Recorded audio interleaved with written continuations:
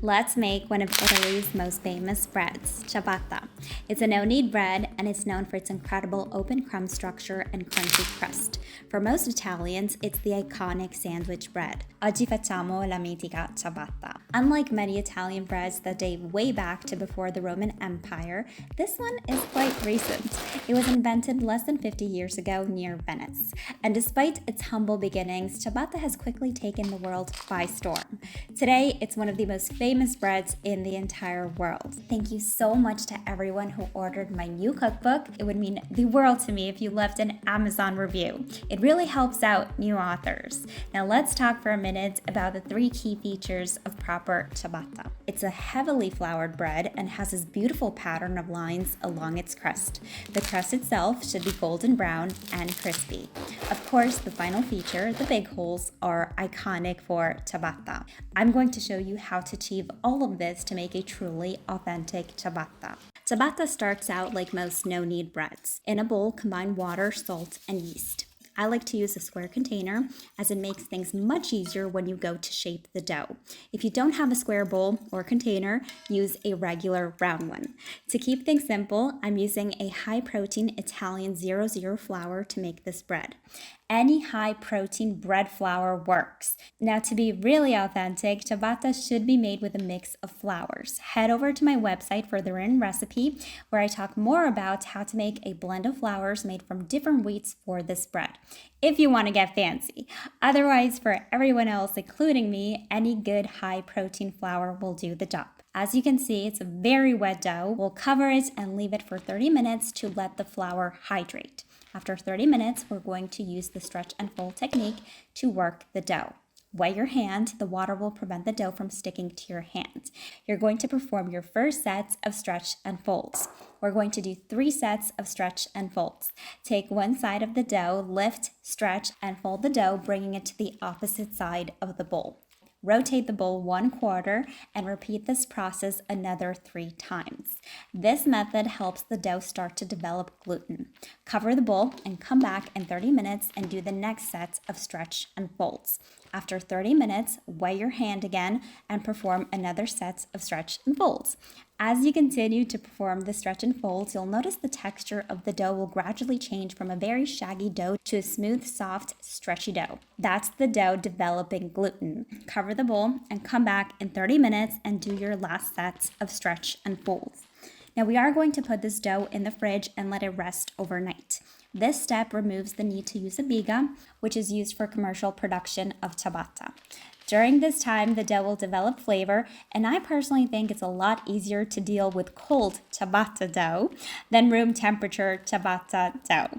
It's such a soft dough that having it cold makes it slightly easier to shape the dough. Fast forward to the next day, we're ready to make ciabatta. Now, unlike most jiggly doughs that are baked in a Dutch oven or in a tray like focaccia, ciabatta is shaped by hand. This can be a bit tricky, so I'm going to share with you a few tips that have really helped me throughout the years. This will get messy. Accept it. It's the beauty of making homemade ciabatta.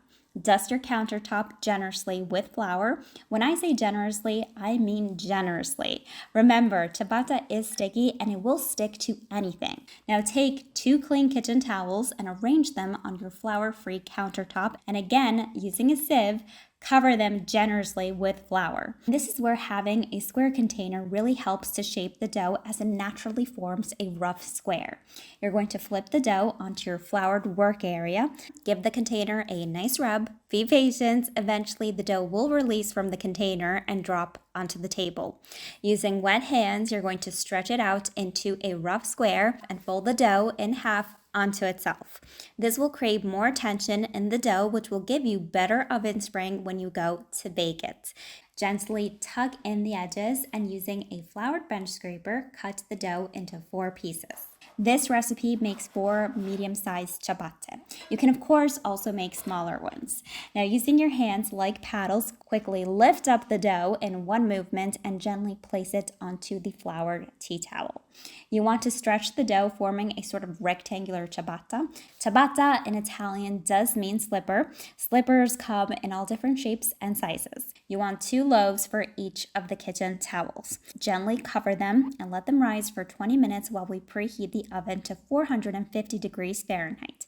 Ideally, switch on the fan if you have it. Now, ideally, you do want to use a large pizza stone. Using a stone to bake ciabatta is really the best way. But you can also preheat a large baking tray if you don't have one. Pop that in the oven and allow it to preheat for a good 20 minutes. Place a sheet of parchment paper on a chopping board or a cooling rack. The parchment paper, along with the board or rack, will make it easy for you to slide the ciabatta into the oven.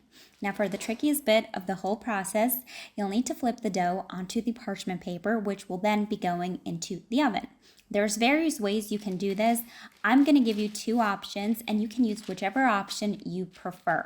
The first option is to place the sheet of parchment paper and cooling rack over the dough, making sure to not smush the dough, and quickly flip the towel. So the bottom will be the top of the ciabatta. The second option is to gently flip the towel and roll the dough onto your hand. Then place the ciabatta onto the parchment paper and rack. Now here you can really see those beautiful lines that are a result of a wet flour dough resting and expanding on the tea towels. Dust off some of the excess flour and you might think, oh no, I've lost the lines. No, you haven't. Just lift up the parchment paper and they'll come back. We're going to slide the parchment paper along with the dough onto the pizza stone. Before closing the oven door, throw 4 ice cubes into the base of the oven. That will create the steam needed to allow the ciabatta to puff up before the crust sets. Bake the ciabatta for about 20 minutes. If you're using the fan option, the parchment paper will brown as well. If it starts to burn though, you might want to remove it halfway through baking. Allow the ciabatta to cool completely. These are crunchy, the creme is soft. These are delicious. Now, ciabatta is conceived as a sandwich bread. In Italy, we like to keep things simple. You can never go wrong with mortadella, mozzarella, or in questo caso burrata. And I love rughetta. I think in English it's called arugula. If you've never had it, try it. It adds so much flavor in salads and sandwiches. It's delicious. The book is available worldwide. It is officially out and you can order it at the link below.